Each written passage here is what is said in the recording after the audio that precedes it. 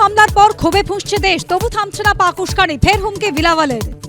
सिंधु से पानी बहेगा या खून बहेगा। পাকিস্তানকে প্রত্যাঘাতে প্রস্তুতি, উত্তরপ্রদেশে তৈরি 3.5 কিলোমিটার নাইট ল্যান্ডিং এয়ারস্ট্রিপ, নামবে রাফাল, বিরাজ, জাগুয়ার।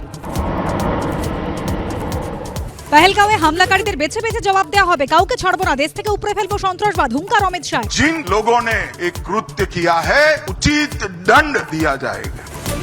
মাধ্যমিকে প্রথম রায়গঞ্জ করোনেশন হাই স্কুলে আদৃত সরকার, যুগ্ম দ্বিতীয় মালদার অনুভব, বাঁকুড়ার সৌম্য, তৃতীয় স্থানে বাঁকুড়ার কতুলপুর হাই স্কুলের ঈশানী।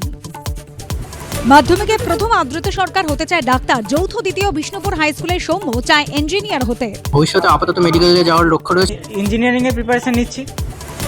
ফের বিস্ফোরক দিলীপ, সৌমিত্র খা, অর্জুন সিংকে নিয়ে কড়া মন্তব্য বিজেপির প্রাক্তন রাজ্য সভাপতি। জয়পুর বিজেপি নিয়ে কথা যেন না বলে, আর দিলীপ ঘোষ যেন বলতে না পারে।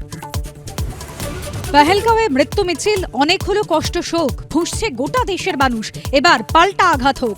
দেখুন যুক্তিতর্কের বিশেষ পর্ব রাত 8টায়।